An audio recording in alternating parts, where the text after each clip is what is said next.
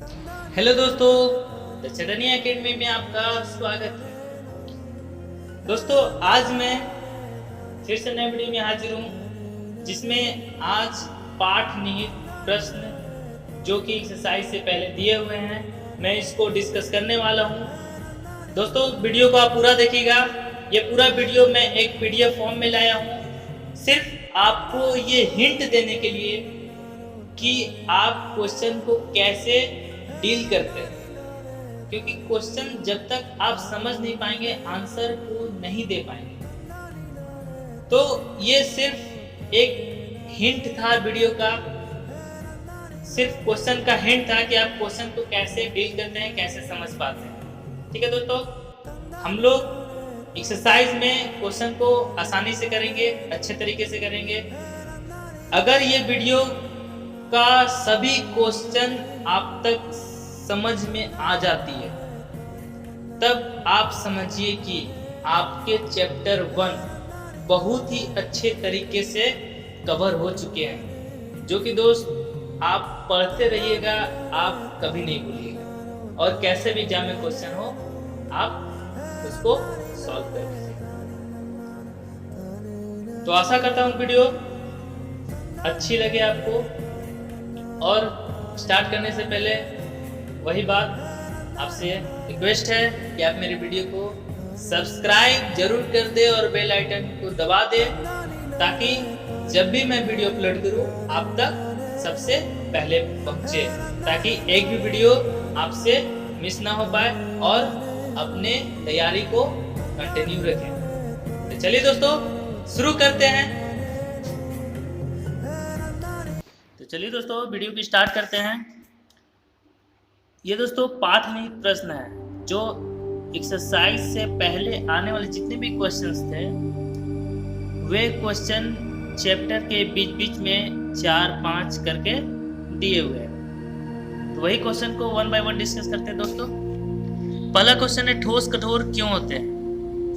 आप जानते हैं ठोस कठोर क्यों होते हैं, मैं पिछले वीडियो में बता चुका हूँ। वीडियो पार्ट 1 में ठोस कठोरता और आयतन असंपीडितता ये गुण बताए हो दोस्तों, तो उन गुणों पर ही बेस्ड है ये दोनों। पहला क्वेश्चन है, ठोस कठोर क्यों होते हैं? अब ठोस दोस्तों, ठोस के जितने भी कण होते हैं, ठोस के जितने भी कण होते हैं, वे एक दूसरे को मजबूत आकर्षण बल से बांधे रखते हैं, जिनके कारण कोई भी कण मुक्त अवस्था में नहीं रहता है। क्या दोस्तों? मुक्त अवस्था में नहीं रहता है, और मुक्त अवस्था में नहीं रहने के कारण ही यह कठोर है।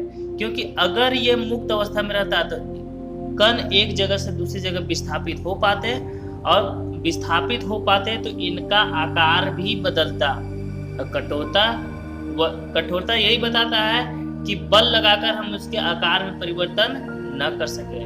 जैसे दोस्तों जल के जितने भी कण हैं एक जगह से दूसरी गति करते रहते हैं, इसलिए जल कठोर नहीं है, क्योंकि जल के कण गति करते रहते हैं। तब ठोस कठोर क्यों है? क्योंकि ठोस के कण स्वतंत्र नहीं होते। आई होप आपको समझ में आ रहा होगा। दूसरा क्वेश्चन है, ठोसों का आयतन निश्चित क्यों होता है?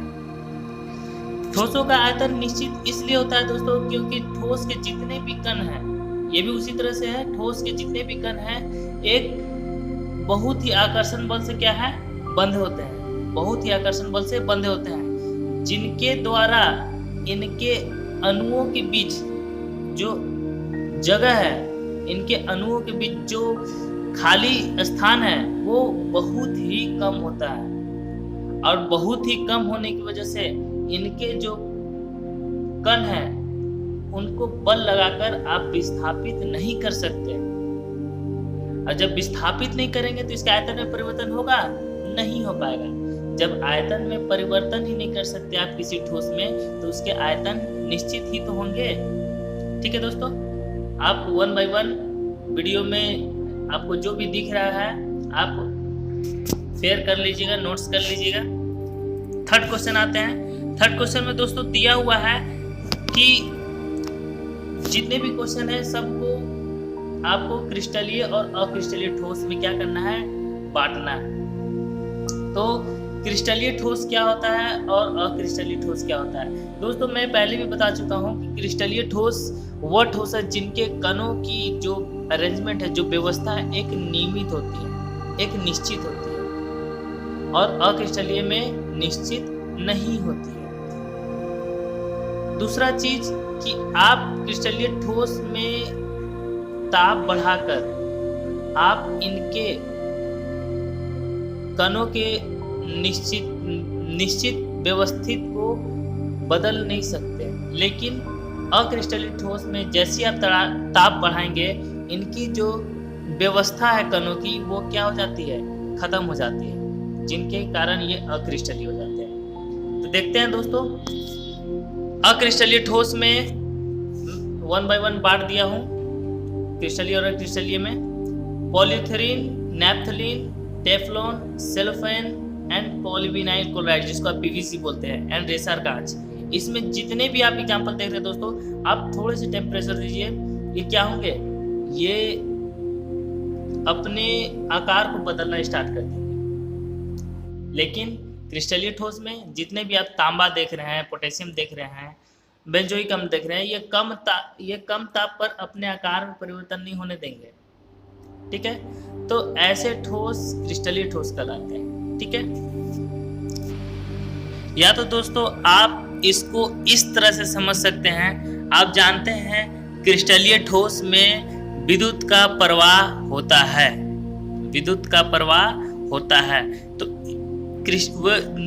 और इसमें मैग्नेटिक फील्ड भी पाए जाते हैं, विद्युतीय गुण के साथ साथ चुंबकीय गुण भी पाए जाते हैं। तो आप क्रिस्टलीय और अक्रिस्टलीय ठोस को एक विद्युतीय गुण को लेकर भी आप बांट सकते हैं, जैसे polythene, naphthalene, Teflon, cellophane, polyvinyl chloride and रेसा कांच। ये आप जितने भी देख रहे हैं दोस्तों, जितने भी आपको दिख रहे हैं अक्रिस्टलीय ठोस में, ये सभी के सभी में विद्युत का प्रवाह संभव नहीं है।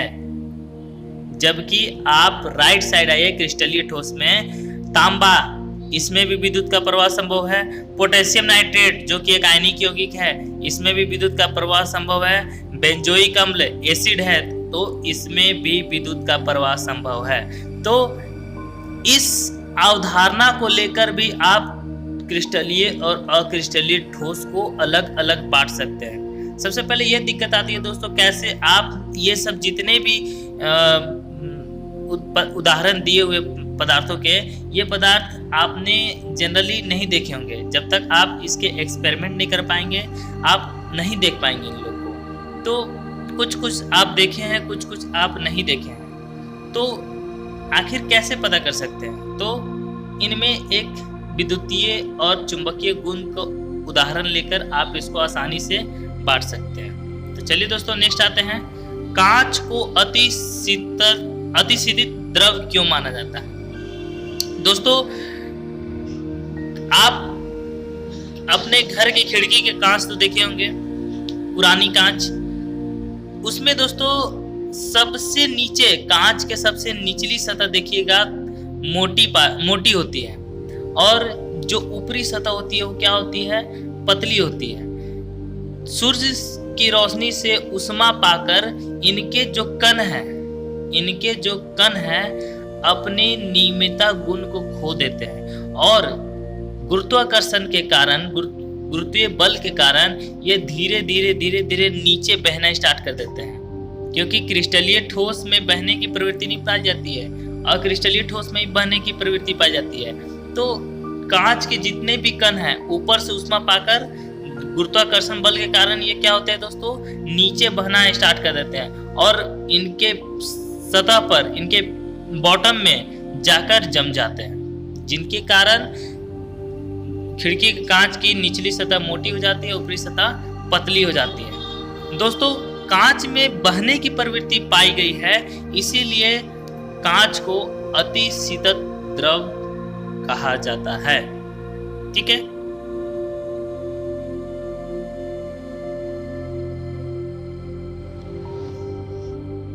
चलिए नेक्स्ट क्वेश्चन है, क्वेश्चन नंबर 5। एक ठोस के अपवर्तनांक का सभी दिशाओं में समान मान प्रेक्षित होता है। इस ठोस की प्रकृति पर टिप्पणी कीजिए, क्या यह विदलन गुण प्रदर्शित करेगा? तो दोस्तों क्वेश्चन नंबर ये बोल रहा है कि अगर किसी भी ठोस का अपवर्तनांक सभी दिशाओं में एक समान गुण प्रदर्शित करता है तो यह कौन सा गुण है? तो ये दोस्तों समदैशिकता गुण है। समदैशिकता गुण क्या बताता है दोस्तों कि समान दिशा सभी दिशाओं में इनके गुण समान होते हैं। ठीक है, जैसे अपवर्तनांक, तन्यता, बहुत सारे ऐसे गुण हैं। यह गुण समदैशिकता कहलाती है। ठीक है, इस ठोस की प्रकृति को टिप्पणी कीजिए। तो दोस्तों जिस ठोस में समदैशिकता गुण पाई जाती है वह ठोस अक्रिस्टलीय होता है, क्योंकि इनमें कणों की व्यवस्था नियमित नहीं होती है। ठीक है, और तेज धार वाले औजार से काटने पर यह साफ विदलन प्रदर्शित नहीं करता है, बल्कि यह अनियमित सतह वाले टुकड़ों में टूट जाता है। ठीक है, तो दोस्तों समदैशिकता गुण और विषमदैशिकता गुण मैं इनका लिंक दे दे रहा हूं आई बटन पर। आपको ऊपर में आई बटन में दिख रहा होगा उनका लिंक, आप जाकर वहां से समदैशिक गुण और विषमदैशिक गुण देख सकते हैं। तो चलिए नेक्स्ट आते हैं क्वेश्चन पे। नेक्स्ट क्वेश्चन क्या बोलता है दोस्तों, उपस्थित अंतर आणविक बलों के प्रकृति के आधार पर निम्नलिखित ठोसों में विभिन्न समरूपों को वर्गीकृत कीजिए। तो दोस्तों अंतर आणविक आकर्षण बलों के आधार पर ठोस को 4 भागों में बांटा गया है। आयनिक ठोस, सहसंयोजक ठोस, आणविक ठोस और धात्विक ठोस। ठीक है, तो जितने भी यहाँ पर क्वेश्चन में पदार्थ दिए हुए हैं, यौगिक दिए हुए हैं, सबको आपको अलग अलग ठोसों में, इन्हीं 4 ठोसों में वर्गीकृत करना है। तो पोटेशियम सल्फेट सबसे पहला है, पोटेशियम सल्फेट यानी K2SO4। यह एक आयनिक सॉलिड है, यह एक आयनिक ठोस है। तो देखिए दोस्तों आयनिक ठोस में पोटेशियम सल्फेट है। दूसरा दोस्तों टीन है। टीन दोस्तों एक धातु है, तो इसे धात्विक ठोस में आना चाहिए। तो दोस्तों ये धात्विक ठोस में है। तीसरा बेंजीन। दोस्तों बेंजीन जो दिख रहा है आपको, बेंजीन ज्यादातर आणविक ठोस में आते हैं, क्योंकि बेंजीन में C6H6 बहुत सारे बेंजीन के परमाणु एक मतलब कि बेंजीन के अणु एक साथ मिलकर बेंजीन के अणु का निर्माण करते हैं।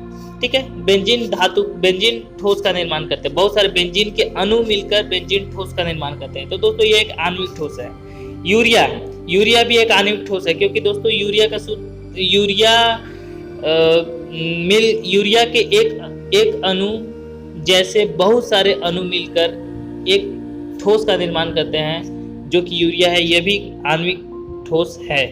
तो आप देख सकते हैं आणविक ठोस में यूरिया है। नेक्स्ट है दोस्तों अमोनिया का सूत्र होता है NH3। यह एक अणु होता है। अब अमोनिया ठोस NH3 वाले अणु से मिलकर बने होंगे, तो ये भी एक आणविक ठोस है। तो जितने भी यौगिक वाले, जितने भी फॉर्मूला वाले जिसमें सहसंयोजक बल से मिलकर बने होते हैं, जितने भी फॉर्मूला वाले यौगिक है दोस्तों जो सहसंयोजक बल से बंधे होते हैं, ये यौगिक ये ठोस आणविक ठोस कहलाते हैं। जल भी क्या है, सहसंयोजक बल से बंधा होता है, हाइड्रोजन बंध से बना होता है। तो ये क्या कहलाते हैं, आणविक ठोस कहलाते हैं। जल भी एक आणविक ठोस है। आर्गन। अब दोस्तों आर्गन जनरली बंध तो नहीं बनाता है, आर्गन किसी के साथ बंध तो नहीं बनाता है, लेकिन जब इनको बहुत ही स्पेशल कंडीशन में भी क्रिया कराई जाती है तो यह सहसंयोजक बंध बनाता है। ठीक है, तो सहसंयोजक बंध बनाने में, तो सहसंयोजक बंध जो बनाते हैं, दुर्बल सहसंयोजक बंध, ये आणविक ठोस में आते हैं। ठीक है, इसी तरह सबको 1 by 1 डिवाइड किया हुआ है, आप इसको देख लीजिएगा। नेक्स्ट है दोस्तों क्वेश्चन नंबर 7।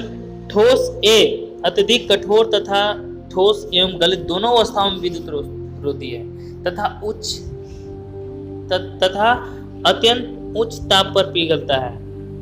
यह किस प्रकार का ठोस है? ठीक है दोस्तों, तो आप जानते हैं कि ऐसा ठोस जो बहुत अधिक ताप पर पिघलता है, बहुत अधिक ताप पर, यह ठोस एक हीरा ही हो सकता है जो बहुत अधिक ताप पर पिघलता है और इसकी ठोस अवस्था और गलित अवस्था दोनों में ही क्या है, विद्युत का कुचालक होता है। तो इसमें एक चीज और है दोस्तों, यह प्रबल सहसंयोजक बंध से बना होता है। यह कैसा, किस बंध से बना होता है दोस्तों? प्रबल सहसंयोजक बंध से बना होता है। तो जब प्रबल सहसंयोजक बंध से बना है तो इसमें आयन तो होंगे नहीं, तो यह इसमें आयन की क्या होती है, अनुपस्थिति होती है। तो देखते हैं क्या लिखा है। ठोस एवं गलित दोनों अवस्था में विद्युत विरोधी है। यह इसमें आयनों की अनुपस्थिति को प्रदर्शित करता है। जैसा मैंने बताया था दोस्तों कि इसमें आयन्स नहीं होंगे, इसमें प्रबल सहसंयोजक बंध होंगे। यह अत्यंत उच्च ताप पर भी बलता है। यह एक विशाल अणु है, तो हीरा भी एक विशाल अणु होता है। ठीक है, ये सहसंयोजक ठोसों के गुण हैं, जो कि मैं पहले ही बता चुका हूँ। यह एक प्रबल सहसंयोजक के गुण है, अतः यह एक सहसंयोजक ठोस है। ठीक है दोस्तों, नेक्स्ट क्वेश्चन पे आते हैं। क्वेश्चन नंबर 8, आयनिक ठोस गलित अवस्था में विद्युत के चालक होते हैं परंतु ठोस अवस्था में नहीं। इसका आंसर दोस्तों आप 10th क्लास से ही जान रहे हैं, क्योंकि गलित अवस्था में आयनिक ठोस के जितने भी आयन्स है, धन आयन तथा ऋण आयन, दोनों क्या होते हैं, फ्री होते हैं, मुक्त अवस्था में होते हैं। और मुक्त अवस्था में होने के कारण ये इलेक्ट्रिसिटी को एक जगह से दूसरी जगह प्रवाह करते हैं, विद्युत को एक जगह से दूसरी जगह प्रवाह कर पाते हैं। लेकिन ठोस अवस्था में ये आयन क्या होते हैं दोस्तों, बंधे हुए होते हैं। बंधे हुए होने के कारण इन आयनों का विस्थापन नहीं हो पाता। जब आयनों का विस्थापन नहीं हो पाता तो इनका विद्युत का प्रवाह भी नहीं हो पाता। ठीक है दोस्तों, इसमें देखते हैं इसमें क्या लिखा है। आयनिक ठोसों की गलित अवस्था में विद्युत का संचालन आयनों की गति के कारण होता है। ठीक है दोस्तों, मैं पहले ही बताया था, जब ये पिघला हुआ अवस्था में होता है, गलित अवस्था में होता है, तो आयन गति करते हैं तभी विद्युत का प्रवाह होता है। ठोस अवस्था में आयन नहीं गति करते, यह प्रबल स्थिर वैद्युत बलों द्वारा बंधे होते हैं, इलेक्ट्रोस्टैटिक्स फोर्स जिसको बोलते हैं, अतः यह कुचालक के समान व्यवहार करते हैं। ठीक है दोस्तों, आई होप आपको समझ में आ रहा होगा। नेक्स्ट क्वेश्चन दोस्तों, किस प्रकार के ठोस विद्युत चालक आघातवर्ध और तन्य होते हैं? तो दोस्तों आप जानते हैं कि धात्विक ठोस में ही विद्युत चालकता, आघातवर्धनीयता और तन्यता पाई जाती है, क्योंकि इनमें फ्री इलेक्ट्रॉन होते हैं। मैं पहले भी बता चुका हूँ, ये धात्विक ठोस में मुक्त अवस्था में इलेक्ट्रॉन होते हैं। इन्हीं के कारण धातु में आघातवर्धनीयता आती है, तन्यता आती है, धातु में विद्युत का सुचालक होता है तथा धात्विक चमक पाई जाती है। ठीक है दोस्तों,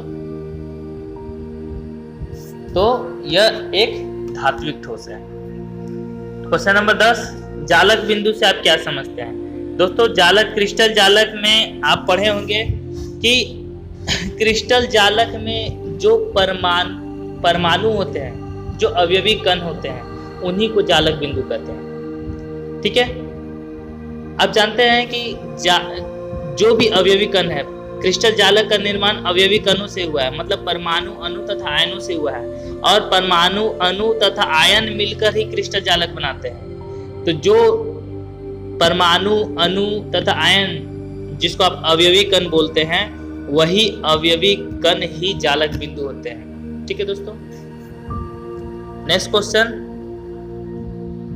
एकक कोष्ठिका में अभिलक्षित करने वाले पैरामीटरों के नाम लिखें। तो एकक कोष्ठिका में कौन कौन से पैरामीटर आते हैं दोस्तों? इनके एंगल्स आएंगे और इनके साइड्स आएंगे, इनके कोण और इनके भुजाएं, यही दो पैरामीटर हो सकती है।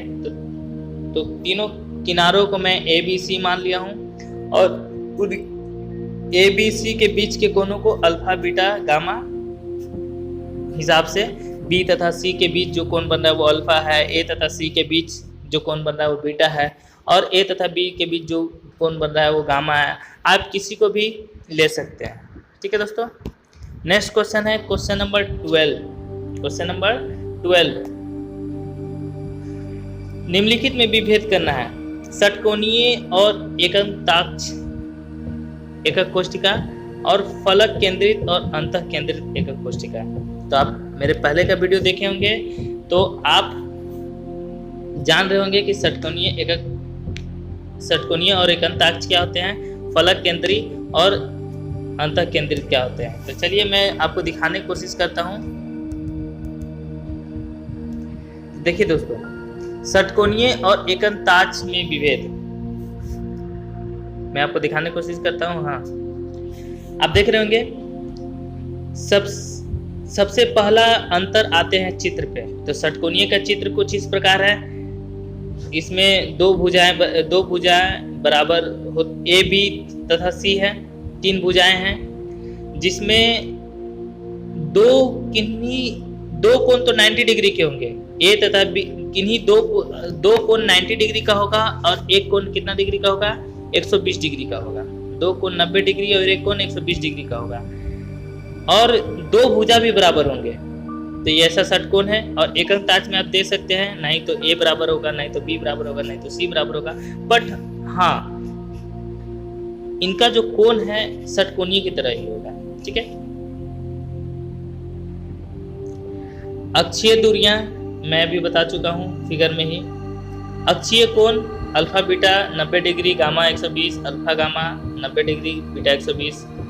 उदाहरण के लिए षटकोणीय ZnO और CdS बनाता है, जिंक ऑक्साइड और कैडमियम सल्फेट। एकंताज क्या बनाता है, Na2SO4 and Na2SO4 into 10H2O यानी सोडियम सल्फेट। ठीक है दोस्तों, आप इसको लिख लीजिएगा। नेक्स्ट है फलक केंद्रित एकक कोशिका में विभेद। तो फलक केंद्रित एकक कोशिका, जिसको दोस्तों आप FCC बोलते हैं, और अंतर केंद्रित एकक कोशिका जिसको आप BCC बोलते हैं। ठीक है दोस्तों, तो फलक केंद्रित एकक कोशिका में जालक बिंदु की स्थिति क्या होती है। तो मैं बता चुका हूं कि फलक केंद्रित एकक कोशिका FCC में कणों का व्यवस्था उनके कॉर्नर के साथ साथ, मतलब कोनों को साथ साथ और कहाँ होते हैं, उसके फलक पे होते हैं। तो टोटल परमाणुओं की संख्या कितनी हो जाएगी दोस्तों, कॉर्नर के चलते 1 परमाणु तथा 6 फलक पे के चलते 3 परमाणु, 3 और 1 टोटल 4 परमाणु आते हैं। और अंतः केंद्रित में क्या होते हैं दोस्तों, अंतः केंद्रित में परमाणुओं की स्थिति कोनों के साथ साथ और कहाँ पाई जाती है दोस्तों, ठीक बीच में पाई जाती है। तो टोटल कणों की संख्या कितनी हो गई, कोने के चलते टोटल 1 परमाणु और 1 बीच में होता है, टोटल 2 परमाणु। ठीक है दोस्तों। जालक बिंदु की स्थिति मैं बता चुका हूं, कहां कहां होते हैं, कोने पर तथा फलक केंद्रित में कोने तथा फलक पर, और अंतः केंद्रित में कोने तथा एक बीच में। ठीक है दोस्तों, अगर आपको वीडियो समझ में नहीं आया तो आप मेरे थ्योरी पार्ट को देख सकते हैं। थ्योरी पार्ट में यूनिट सेल वाला जो मैं वीडियो अपलोड किया हूँ, वो वीडियो आप पूरी तरह देख सकते हैं, तब आपको ये सब बहुत आसान हो जाएगी, क्योंकि मैं आपको वहीं पर सब बता चुका हूँ। ये दोस्तों एक सिंपली रिवीजन है, ये बहुत ही इजी क्वेश्चन है दोस्तों। इसमें हमें नहीं लगता कि आपको मेरे थ्योरेटिकल पार्ट के वीडियो देखने के बाद आपको इसकी ज़रूरत पड़ेगी। मैं आपको सिर्फ नोट्स के लिए ये शो कर दे रहा हूँ। ठीक है। नेक्स्ट क्वेश्चन नंबर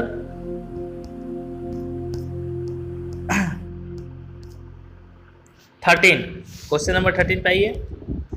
क्या बोलता है क्वेश्चन नंबर 13 कि स्पष्ट कीजिए कि एक घनीय एकक कोशिका के कोने और अंतः केंद्र पर उपस्थित परमाणु कितना भाग सन्निकट कोशिका को विभाजित करता है। तो दोस्तों आप जानते हैं कि कोने पर जितने भी परमाणु होते हैं, कोने पर जितने भी परमाणु होते हैं, एक कॉर्नर पर, एक कोने पर हम बात करते हैं क्यूबिक की, घनीय की बात करते हैं दोस्तों। यहाँ भी घनीय एकक कोशिका की बात किया है। तो कोने पर एक परमाणु का 8वां भाग उपस्थित होता है। ठीक है दोस्तों, एक परमाणु का केवा भाग, 8वां भाग उपस्थित होता है। इसलिए कोने पर उपस्थित परमाणुओं की संख्या कितनी होती है, एक कोने पर 1/8 भाग पाया जाता है। तो टोटल कोने कितने होते हैं दोस्तों, 8 कोने होते हैं। तो 1/8 × 8 टोटल एकक कोशिका में कितने हो जाते हैं, 1 हो जाते हैं। ठीक है दोस्तों, तो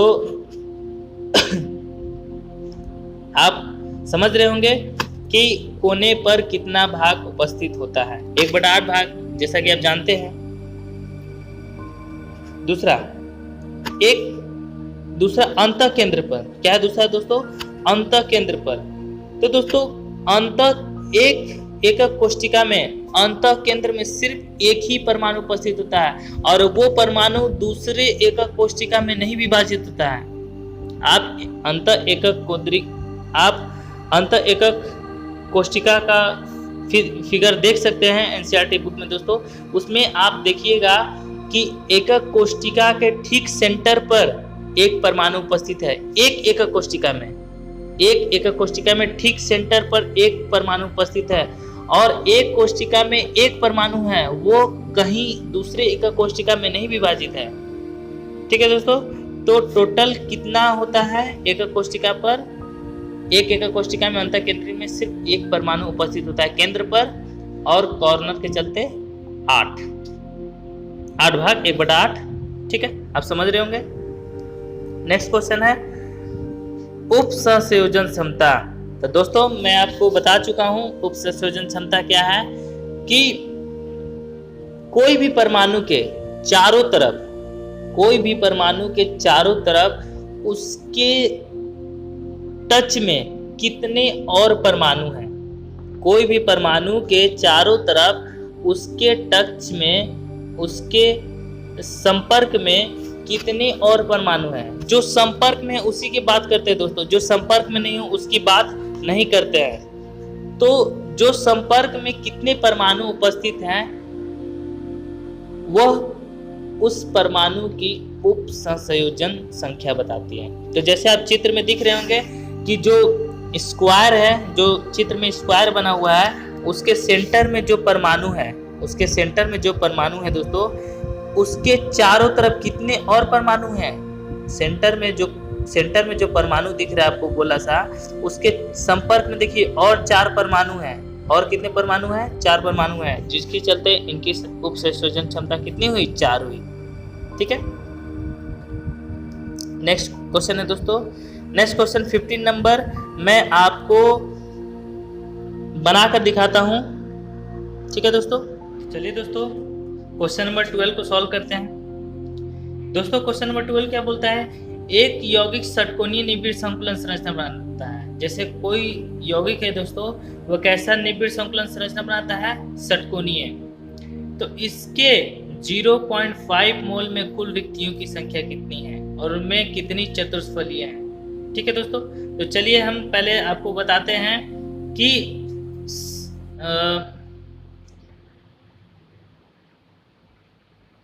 षटकोणीय में अष्टकफलीय और चतुष्फलीय रिक्तिका क्या होती है। ठीक है, और षटकोणीय निबिड़ संकुलन क्या होता है। तो देखिए दोस्तों, ये क्या है? आप जानते हैं परमाणुओं का अरेंजमेंट इस तरह से होता है, व्यवस्था इस तरह से होता है। अगर 2 परमाणु के ठीक नीचे एक परमाणु, 2 परमाणु के ठीक नीचे एक परमाणु, इस तरह से अगर व्यवस्था हो दोस्तों, तो ऐसे निबिड़ संकुलन को षटकोणीय निबिड़ संकुलन कहते हैं। ठीक है, तो ये तो मैं बताया हूँ षटकोणीय निबिड़ संकुलन। अब रिक्तिका बता रहा हूँ दोस्तों, रिक्तिका क्या होता है? यदि 4 परमाणु, एक ही प्रकार के परमाणु इस तरह से व्यवस्थित हो, तो ये क्या होता है दोस्तों? चतुष्फलीय। क्या होता है? चतुष्फलीय निबिड़ संकुलन। लेकिन यही 2 प्रकार के, एक चतुष्फलीय, 2 चतुष्फलीय कुछ इस तरह से व्यवस्थित हो दोस्तों, कुछ इस तरह से व्यवस्थित हो। ये दोनों एक ऊपर क्या हो जाए? ओवरलैप कर जाए। क्या कर जाए? ओवरलैप कर जाए। तो आप देख सकते हैं क्या कि कुछ इस तरह से बनेगा।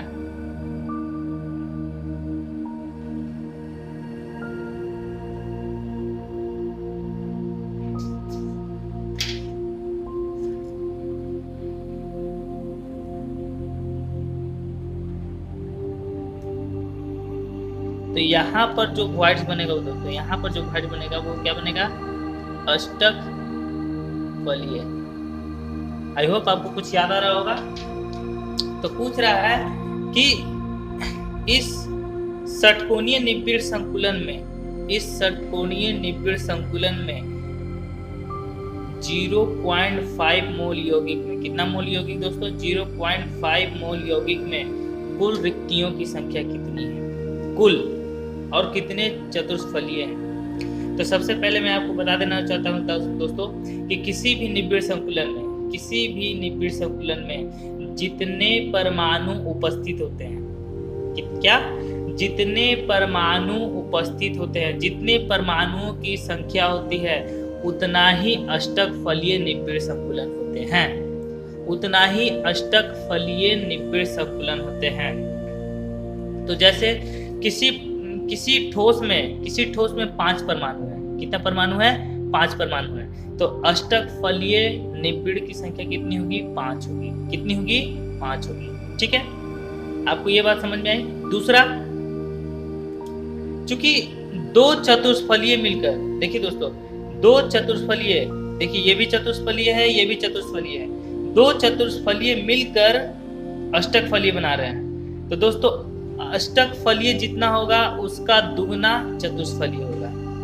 ठीक है, क्योंकि अष्टक फलीय में जो अष्टक फलीय रिक्तिका 2 चतुष्फलीय रिक्तिका के बराबर है। कितना रिक्तिका के बराबर दोस्तों, 2 चतुष्फलीय का।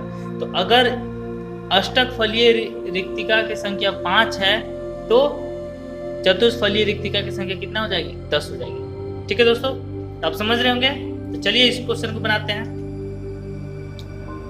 चूंकि हम जानते हैं, क्या जानते हैं, एक मोल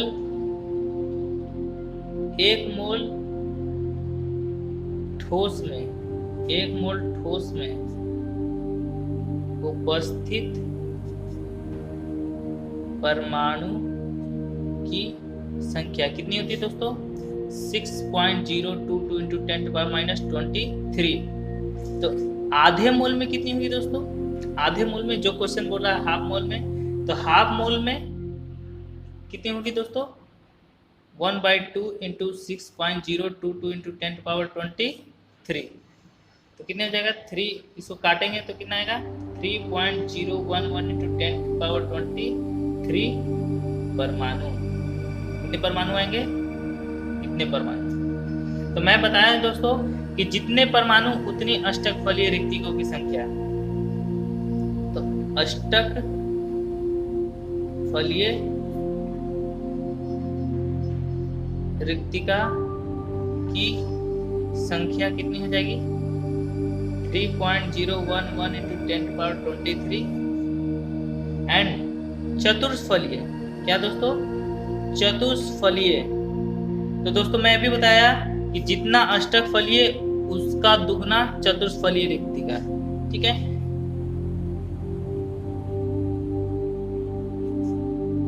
की संख्या कितनी हो जाएगी, इसके 2 गुने हो जाएगी। कितना हो जाएगा दोस्तों, 6.022 into 10⁻23। ठीक है, अब पूछ रहा है दोस्तों, एक तो क्वेश्चन क्या पूछा था दोस्तों, एक क्वेश्चन ये पूछा था कि उनमें कितनी रिक्तियां चतुष्फलीय है। तो चतुष्फलीय रिक्तियों की संख्या मैं बता चुका हूँ, कितना, 6.022 into 10⁻23, एक आंसर हुआ। दूसरा आंसर क्या पूछ रहा है दोस्तों कि कुल रिक्तियों की संख्या कितनी है, कुल रिक्तियों की संख्या कितनी है। तो चलिए,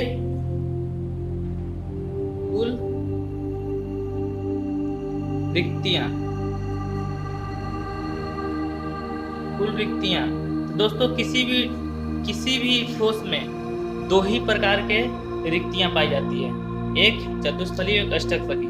तो दोनों को जोड़ दीजिए, तो 3.011 into 10⁻23 plus 6.022 into 10⁻23, total add कीजिए 639.033 into 10⁻23 रिक्तियां। क्या की दोस्तों, रिक्तियां। ठीक है, ये मेरा आंसर। आई होप आपको समझ में आ रहा होगा। ठीक है दोस्तों, आप इसको बना लीजिएगा। तो चलिए दोस्तों नेक्स्ट क्वेश्चन आते हैं, क्वेश्चन नंबर 16। हमने पिछले क्वेश्चन नंबर 15 को देख लिया है। सॉरी दोस्तों, क्वेश्चन नंबर ये 12 नहीं था, क्वेश्चन नंबर 15 था। आप सुधार लीजिएगा देखकर वीडियो में। क्वेश्चन नंबर 15 था, मैंने मिस्टेक से क्वेश्चन नंबर 12 लिख दिया था। क्वेश्चन नंबर 16, क्वेश्चन नंबर 16 क्या बोलता है दोस्तों? एक यौगिक है जो 2 तत्वों से बना है, M तथा N। N क्या है? CCP संरचना से बनाता है तथा M परमाणु के चतुष्फलीय रिक्तियों में 1/3 भाग को अध्यासित करता है। ठीक है, तो यौगिक का सूत्र क्या है? यौगिक का सूत्र क्या है? तो दोस्तों सबसे पहले इसके फिगर को बना लेते हैं। तो इस फिगर में दोस्तों जो आप देख रहे हैं, इसमें N क्या बना रहा है? CCP। N क्या बना रहा है दोस्तों? CCP संरचना बना रहा है।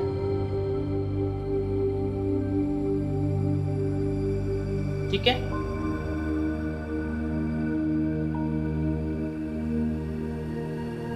और M कहाँ है दोस्तों? M कहाँ है? चतुष्फलीय रिक्तिकाओं में उपस्थित है, 1/3 भाग। तो चतुष्फलीय रिक्तिका आप देख रहे हैं, आप रिक्तिका देख रहे हैं, रिक्तिका में उपस्थित है। तो सबसे पहले चतुष्फलीय रिक्तिका बनाने की कोशिश करते हैं। तो चतुष्फलीय रिक्तिका कुछ इस तरह से होगा। ठीक है दोस्तों, यहाँ इस रिक्तिका को क्या बोलते हैं? चतुष्फलीय। क्या बोलते हैं दोस्तों? चतुष्फलीय रिक्तिका। तो इस M जो M परमाणु है, M कहाँ उपस्थित है? यहाँ उपस्थित है। M कहाँ उपस्थित है? यहाँ उपस्थित है। और चतुष्फलीय रिक्तिका के सिर्फ 1/3 भाग में उपस्थित है। कहाँ, कितना भाग में उपस्थित है? 1/3 भाग में। तो सपोज दोस्तों चतुष्फलीय रिक्तिकों की संख्या 9 है, तो परमाणु की संख्या क्या होगी? 3 होगी। ठीक है, तो जितना चतुष्फलीय रिक्तिका है उसका 1/3 भाग में ही परमाणु है। ठीक है दोस्तों, जितना चतुष्फलीय रिक्तिका है उसका 1/3 भाग में ही हमारा M परमाणु है। ठीक है, और बाकी CCP की संरचना N कर रहा है, बाकी CCP की संरचना N कर रहा है। तो चलिए दोस्तों इसको देखने की कोशिश करते हैं। तो मान लेते हैं दोस्तों, माना N परमाणु की संख्या, N परमाणु की संख्या क्या मान लेते हैं दोस्तों? X मान लेते हैं। क्या मान लेते हैं? X मान लेते हैं। तो इसमें जितने परमाणु हैं दोस्तों सब क्या होंगे? X होंगे। क्या होंगे? X होंगे। तो इस ठोस में जितने परमाणु हैं, जितने परमाणु की संख्या है दोस्तों वो क्या है? X है। जो क्यूबिक क्लोजिंग बनाते हैं, जो CCP बनाते हैं, मतलब जो निबिड़ संकुलन बनाते हैं, वो क्या है? X है। तो मैं 15 इसके पीछे वाले क्वेश्चन बताया हूं कि जितने क्यूबिक क्लोज पैकिंग, जितने निबिड़ संकुलन में परमाणुओं की संख्या होगी, पिछले क्वेश्चन में क्या बताया दोस्तों? जितने निबिड़ संकुलन में परमाणुओं की संख्या होगी उतना ही मेरा अष्टकफलीय रिक्तिका होगा। कितना होगा? उतना ही मेरा अष्टकफलीय रिक्तिका होगा। तो ऑक्टागोनल वॉइड्स क्या होगा दोस्तों? अष्टकफलीय कितना होगा? अष्टकफलीय कितना होगा? जब मैं बोला कि CCP में जो बना रहे हैं जितना परमाणु उतना ही अष्टकफलीय भी बनाएंगे X। अष्टकफलीय रिक्तिका भी कितने होंगे? जितना मेरा CCP बना रहे हैं। मतलब जो CCP यानी क्यूबिक क्लोज पैकिंग, CCP मतलब क्या होता है दोस्तों? क्यूबिक क्लोज पैकिंग मतलब निबिड़ संकुलन, घनीय निबिड़ संकुलन। क्या? घनीय निबिड़ संकुलन, घनीय निबिड़ संकुलन। तो दोस्तों जितने निबिड़ संकुलन में परमाणु उपस्थित होंगे उतना ही अष्टकफलीय रिक्तिका होगी। और अष्टकफलीय के जस्ट दुगना क्या होगा? अष्टकफलीय के जस्ट दुगना क्या होगा? चतुष्फलीय। क्या होगा दोस्तों? चतुष्फलीय। ठीक है, तो जब हम मान लेते हैं कि जो निबिड़ संकुलन का संरचना कर रहे हैं वो क्या है? X है। तो निबिड़ संकुलन की संरचना कौन कर रहे हैं? N। और जो M है कहाँ है? 1/3 भाग अष्टकफलीय में। ठीक है, सॉरी चतुष्फलीय में, कहाँ है, चतुष्फलीय में। आई होप आपको समझ में आ रहा होगा। तो चतुष्फलीय की जितनी संख्या है, चतुष्फलीय की जितनी संख्या है उसके 1/3 भाग में ही m परमाणु है। तो m परमाणु की संख्या क्या हो जाएगी दोस्तों, 1/3 भाग में ही है, और टोटल चतुष्फलीय रिक्तिका की संख्या कितनी है, 2x है। कितनी है, 2x है। आप यहाँ देख रहे होंगे चतुष्फलीय रिक्तिका की संख्या 2x है, ठीक है। तो कितना हो जाएगा टोटल, 2x/3। क्या हो जाएगा दोस्तों, 2x/3। तो आप अनुपात देखिए, m अनुपात n क्या हो जाएगा, 2x/3/x, x कैंसिल, 2/3। तो सूत्र क्या हो जाएगा, सूत्र m/n 2:3। तो क्या हो जाएगा, m2n3। ठीक है दोस्तों, एक बार फिर से समझ लीजिएगा। जो m, सबसे पहले क्वेश्चन समझा देता हूं दोस्तों, कि दो तत्व से ठोस बना है m और n। m कहाँ उपस्थित है, m चतुष्फलीय रिक्तिका में उपस्थित है, जो खाली जगह है रिक्तिका में उपस्थित है m। और n क्या बना रहा है दोस्तों, निबिड़ संकुलन बना रहा है। n क्या बना रहा है, निबिड़ संकुलन बना रहा है, ठीक है। तो जितना निबिड़ संकुलन बनाते हैं, जितना परमाणु निबिड़ संकुलन बनाते हैं, उतना ही अष्टक फलीय रिक्तिका की संख्या होती है। तो मान लेते हैं कि n परमाणु निबिड़ संकुलन n ही बना रहे ना, तो n परमाणु निबिड़ संकुलन की संख्या क्या है, x है। तो n परमाणु यहाँ पर निबिड़ संकुलन बना रहा है, तो n परमाणु की संख्या x है। तो जितना निबिड़ संकुलन बनाते हैं परमाणु, उतना ही अष्टक फलीय रिक्तिका होती है, वो भी x होगा। अब अष्टक फलीय रिक्तिका की संख्या की दुगनी होती है चतुष्फलीय रिक्तिका की संख्या, क्योंकि चतुष्फलीय रिक्तिका संख्या दो अष्टक फलीय रिक्तिका 2 चतुष्फलीय से मिलकर बनता है। मैं आपको दिखा चुका हूँ यहाँ पे, आप देखिए, एक अष्टक फलीय 2 चतुष्फलीय से बनता है। तो अष्टक फलीय रिक्तिका की संख्या x है, तो चतुष्फलीय कितना होगा, जस्ट उसका डबल, ठीक है। तो m परमाणु की संख्या कितनी है, एक m परमाणु की संख्या कितनी है। तो सबसे पहले ये देखिए क्वेश्चन क्या बोल रहा है कि m परमाणु 1/3 भाग में उपस्थित है, 1/3 भाग में। तो m परमाणु संख्या 1/3 गुने कुल चतुष्फलीय रिक्तिका की संख्या कितनी है, चतुष्फलीय रिक्तिका की संख्या कितनी है, 2x। तो 1/3 into 2x/3। तो टोटल m परमाणु की संख्या कितनी हो गई, 2x/3। अब दोनों का अनुपात निकाल लीजिए, 2:3। तो सूत्र क्या होगा, m/n 2:3 यानी m2n3। ठीक है दोस्तों, तो चलिए दोस्तों आते हैं क्वेश्चन नंबर 17 पे। क्वेश्चन नंबर 17 क्या बोलता है, निम्नलिखित में से किस जालक में उच्चतम संकुलन क्षमता है। तो सरल, घनीय, अंतःकेंद्रित और षटकोणीय निबिड़ संकुलन जालक। तो दोस्तों संकुलन क्षमता, पैकिंग एफिशिएंसी पर हमने वीडियो बना रखी है, आप वहां जाकर देखिए। मैं 1 by 1 सबका निकाला हूं कि किसकी संकुलन क्षमता कितनी है। तो यहाँ पर आप देख रहे हैं कि घनीय में कितनी थी, 52.4, अंतःकेंद्रित में होता है 68 एंड षटकोणीय में कितना होता है 74। तो सबसे ज्यादा परसेंटेज कितनी है, 74%। तो षटकोणीय निबिड़ संकुलन जालक की उच्चतम संख्या 74% है, इसलिए षटकोणीय निबिड़ संकुलन की जालक क्षमता अधिक होगी। ठीक है दोस्तों, तो चलिए क्वेश्चन नंबर 18 पे आते हैं। दोस्तों क्वेश्चन नंबर 18 क्या बोलता है, किसी तत्व का मोल द्रव्यमान 2.72 kg प्रति मोल है, यह 405 पिकोमीटर की लंबाई वाली भुजा की एकक कोशिका बनाता है। यदि उसका घनत्व 2.7 × 10³ kg प्रति मीटर क्यूब है, तो घनीय एकक कोशिका की प्रकृति क्या है।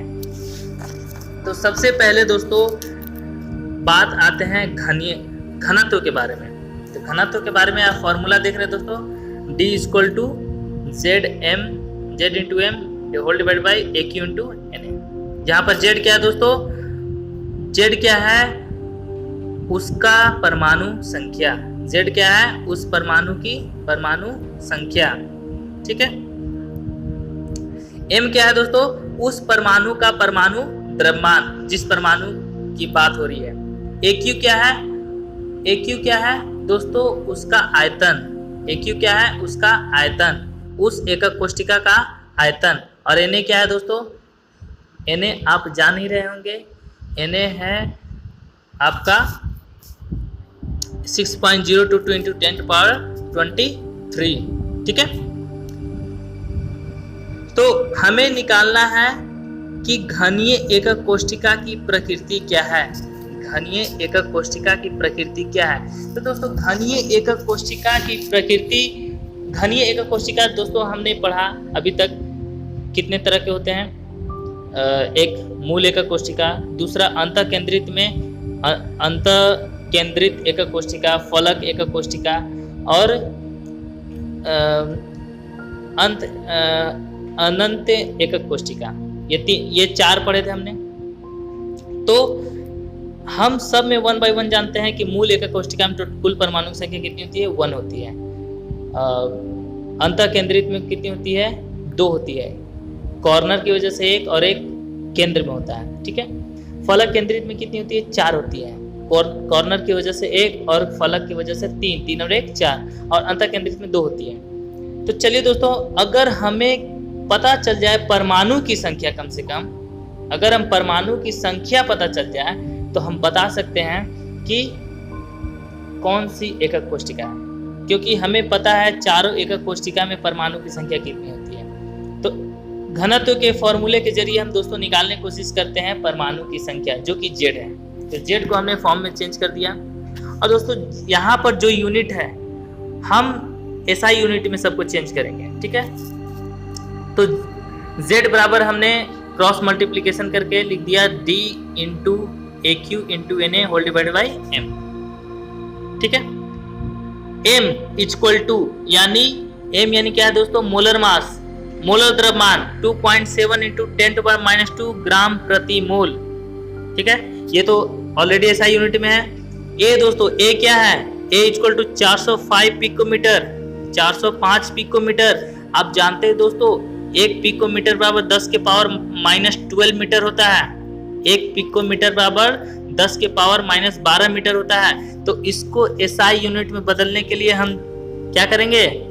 10⁻⁻12 से मल्टीप्लाई कर देंगे, तो क्या हो जाएगा? 405 × 10⁻⁻12 मीटर, ठीक है, इक्वल टू 4.0। इसको हम वैज्ञानिक संकेतन के रूप में लिख देंगे, 2 दशमलव बैठा देंगे तो 2 0 क्या हो जाएगा? हट जाएगा। मतलब कि पॉइंट हम 2 दशमलव के बाद हम वैज्ञानिक संकेतन में क्या करते हैं? वैज्ञानिक संकेतन में आप जानते हैं कि एक जितने भी अंक है उसमें 1 अंक के बाद दशमलव बैठाते हैं, और हम उसको 2 या 3 या 4 जितने भी उनके सरल रूप में लिख सके उसको हम लिख देते हैं, और फिर पावर के रूप में लिख देते हैं। अगर मेरे अंकों की संख्या बहुत ज़्यादा है तो हम 1 अंक के बाद पॉइंट बैठाकर और 10 के पावर लिख देते हैं, ठीक है। तो यहाँ पर आप देखिए, वैज्ञानिक संकेतन में लिखने के लिए 4.05, तो 10 से अगर हमने 2 अंक के बाद दशमलव बैठाया तो 10 से 100 से में गुना करना पड़ेगा, तो 100 से गुना किए तो 10⁻- +2 10/10 हो गया, ठीक है। अब D बराबर क्या है? 2.7 × 10⁻³ kg प्रति मीटर क्यूब, जो कि क्वेश्चन दिया हुआ है। Na क्या होता है? 6.0 × 10⁻23, आप जानते ही हैं। आप सबको पुट कर दीजिए, सॉल्व कर लीजिए, टोटल कितनी आएगी? 4। तो 4 परमाणु की संख्या किस में आती है? फलक में आती है। 3 फलक के चलते और 1 कॉर्नर चलते, टोटल कितनी होगी? 4। तो यह फलक केंद्रित होनी चाहिए। आई होप आपको समझ में आ रहा होगा। क्वेश्चन नंबर 19 पे आते हैं दोस्तों। जब एक ठोस को गर्म किया जाता है तो किस प्रकार के दोष उत्पन्न होते हैं और कौन कौन से भौतिक गुण प्रभावित होते हैं? तो दोस्तों, जब एक ठोस को गर्म किया जाता है तो क्रिस्टल में एक रिक्तिका उत्पन्न हो जाती है, क्योंकि गर्म करने पर कुछ जालक स्थल रिक्त हो जाते हैं। मतलब जैसे ही आप किसी भी ठोस को गर्म करेंगे तो ठोस के जो कण हैं अपने स्थान से हटकर दूसरे स्थान पे चले जाते हैं, क्योंकि उनके बीच अंतर आकर्षण बल टूट जाता है। जैसे आप ठोस को ऊर्जा देंगे तो कणों के बीच अंतर आकर्षण बल टूट जाएगा, तो जो कण जहाँ पर उपस्थित है वो कण अपने स्थान को छोड़कर दूसरे स्थान पे चला जाएगा, जिनके कारण रिक्तिका उत्पन्न हो जाएगी वहाँ पर, और रिक्तिका उत्पन्न होने से उस ठोस का विद्युत चालकता बढ़ जाती है। ठीक है, और विद्युत चालकता बढ़ जाती है। और दूसरा बात कि इसका घनत्व भी कम हो जाता है। दोस्तों, जब कोई ठोस के कण अपने जगह से हटकर निकल जाएंगे तो उसकी घनत्व भी कम हो जाएगी, जो कि आप पढ़ चुके हैं अंतराकाशीय रिक्तिका में। अंतराकाशीय रिक्तिका मैं बता रहा हूँ, मैं टॉपिक डिस्कस किया हूँ आपको डिफेक्ट में। टॉपिक का नाम मैं बता रहा हूँ दोस्तों, फ्रैंकल दोष, शॉटकी दोष से पहले अंतराकाशीय दोष और वैकेंसी डिफेक्ट। ठीक है, वहाँ पर आप रिक्तिका दोष, हाँ याद आ गया दोस्तों, रिक्तिका दोष। आप रिक्तिका दोष में जाकर देख सकते हैं। रिक्तिका दोष में क्या होता है कि परमाणु के कण अपने जगह से क्या हो जाते हैं, हट जाते हैं, निकल जाते हैं, और निकलने के कारण उनकी घनत्व में कमी आ जाती है। तो जब ठोस को आप गर्म करेंगे तो परमाणु अपने स्थान से हट जाएंगे और वहाँ पर क्या बन जाएगी, छिद्र बन जाएगा। छिद्र बनने से रिक्तिका दोष उत्पन्न हो जाएगी, और रिक्तिका दोष उत्पन्न होगी तो उसका घनत्व क्या हो जाएगा, कम हो जाएगा। ठीक है, नेक्स्ट है, निम्नलिखित ठोस किस प्रकार के स्टोइकियोमेट्रिक दोष दिखाते हैं। तो बात करते हैं जेडएनएस फ्रैंकल दोष दिखाता है, क्योंकि ये दोस्तों क्या है, इनके आयनों के आकार में बहुत अंतर होता है। जिंक का आयन और सल्फर का आयन में बहुत ही अंतर होता है, इसीलिए ये फ्रैंकल दोष दिखाते हैं। ठीक है, एजीबीआर फ्रैंकल और शॉटकी दोनों दोष दिखाते हैं। ठीक है दोस्तों, तो चलिए नेक्स्ट क्वेश्चन पे आते हैं। क्वेश्चन नंबर 21 क्या है, समझाइए कि उच्च संयोजी धनायन का अशुद्धि किस तरह मिलाने पर आयनिक ठोस से रिक्तिकाएं किस प्रकार प्रदर्शित करती हैं। तो दोस्तों, अशुद्धि दोष में मैं आपको बताया था, अशुद्धि दोष कैसे उत्पन्न होता है कि जब आयनिक यौगिक में धन आयन अपने स्थान को छोड़कर निकल जाते हैं, तो यहाँ फिगर के अनुसार देख सकते हैं दोस्तों कि NaCl में से 2 Na अपने स्थान को छोड़कर निकल गया। तो उदासीनता को बरकरार रखने के लिए एसआर स्ट्रोंशियम धातु Sr, जिस पर 2 आवेश है लेकिन परमाणु कितनी है, एक ही है। जब 2 परमाणु सोडियम का गया तो उसमें 2 धनायन भी चले गए। अब 2 धनायन चले गए तो इसके आवेश को बरकरार रखने के लिए 2 आवेश वाले कण को आने होंगे। तो यहाँ पर क्या होता है, स्ट्रोंटियम धातु जो कि एक ही परमाणु में 2 आवेश होते हैं, वो यहाँ पर ठोस में चले आते हैं, मतलब उसको मिलाया जाता है, अशुद्धि मिलाया जाता है। तो 2 आयन आने से धातु की उदासीनता तो बरकरार हो गई, इसमें कोई आवेश बढ़ा या घटा नहीं। लेकिन हाँ दोस्तों, यहाँ पर एक रिक्तिका बन गया। एक रिक्तिका बनने की वजह से इसमें दोष उत्पन्न हो गया। तो अशुद्धि दोष कुछ इस तरह से ही उत्पन्न होते हैं। ठीक है, नेक्स्ट है दोस्तों, जिन आयनिक ठोसों में धातु अधिक दोष के कारण ऋणायनिक रिक्तिका होती है वे रंगीन होते हैं। इसमें से उपयुक्त उदाहरण देकर समझाइए। तो दोस्तों, आप NaCl का उदाहरण लेकर देख सकते हैं कि धातु अधिक ठोस में सोडियम क्लोराइड के क्रिस्टल को उदाहरण द्वारा व्याख्या कर सकते हैं। जब NaCl क्रिस्टल को सोडियम वाष्प के वातावरण में गर्म किया जाता है तो सोडियम परमाणु क्रिस्टल की तरह जम जाते हैं और Cl माइनस आयन क्रिस्टल की सतह में विसरित हो जाते हैं तथा Na परमाणुओं के साथ जुड़कर NaCl बना लेती है। ऐसा Na प्लस आयन बनने के लिए Na परमाणु से इलेक्ट्रॉन निकल जाने से होता है। निर्मुक्त इलेक्ट्रॉन विसरित होकर क्रिस्टल के ऋणात्मक स्थान में भर जाते हैं। ये इलेक्ट्रॉन प्रकाश से ऊर्जा अवशोषित कर लेते हैं और पीले रंग के तुल्य विकिरणों में उत्सर्जित हो जाते हैं। ये इलेक्ट्रॉन F केंद्र कहलाते हैं। तो आप धातु अधिक दोष में इसका फिगर दिया हुआ है दोस्तों NCERT बुक में, आप फिगर को वहां जाकर देख सकते हैं। तो चलिए दोस्तों, हमारे पाठ निहित क्वेश्चन खत्म हो चुके हैं। आई होप आपको सभी क्वेश्चन समझ में आए होंगे। अगर नहीं समझ में आए दोस्तों तो नीचे डिस्क्रिप्शन में दिए व्हाट्सएप नंबर पे आप मैसेज कर सकते हैं। जो भी पार्ट्स आपको नहीं समझ में आए होंगे मैं आपको वीडियो बनाकर आपको पर्सनली सेंड करूंगा ताकि आप अच्छे से समझ पाएं। ठीक है दोस्तों, इस वीडियो के पार्ट को PDF फॉर्म में लाना बहुत जरूरी था, क्योंकि दोस्तों हमारे चैप्टर बहुत लंबे हैं और सबको हैंड रिटन लिखना जो कि आसानी से समझा जा सकता है, हमारे हिसाब से समय की बर्बादी है। दोस्तों हमें जो पढ़ाई करना है गधों वाली नहीं करनी, हमें पढ़ाई करना है जो कि परफेक्ट हो।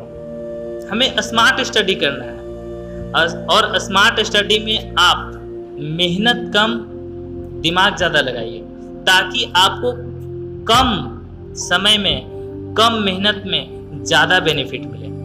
दोस्तों आप सुने होंगे एक होता है मेहनत की पढ़ाई, जो कि बहुत सारे बच्चे होते हैं जो 10-10 घंटे पढ़ते रहते हैं फिर भी एग्जाम में टॉप नहीं कर पाते हैं। लेकिन कुछ लोग ऐसे होते हैं जो सिर्फ 2 घंटे पढ़कर अपने एग्जाम में टॉप कर पाते हैं। वो 2 घंटे पढ़ के एग्जाम में टॉप कर जाते हैं, लेकिन और सभी बच्चे 10-10 घंटे 8-8 घंटे पढ़कर भी एग्जाम में टॉप नहीं कर पाते, इनफैक्ट टॉप 10 में भी नहीं आ सकते। तो दोस्तों दोनों की स्टडी में फ़र्क ये होता है, जो 2 घंटे पढ़ते हैं वो स्मार्ट स्टडी करते हैं। स्मार्ट स्टडी मतलब no WhatsApp, no gaming, only study. तो दोस्तों मेरा मोटिव है आपको स्मार्ट स्टडी कराना। आप सिर्फ पढ़ाई पे ध्यान दीजिए, आप कम समय में ज़्यादा कवर करने की कोशिश कीजिए, स्मार्ट स्टडी कीजिए ताकि आप जितने भी क्वेश्चन हैं सबको आसानी से समझ पाएं। दोस्तों ये मेरा PDF में बनाने का रीज़न यही था कि मैं आपको सिर्फ इस क्वेश्चन का हिंट दे सकूं, ठीक है, सिर्फ क्वेश्चन को हिंट दे सकूं, इसीलिए मैं ये वीडियो बनाया हूँ। ठीक है, तो चलिए,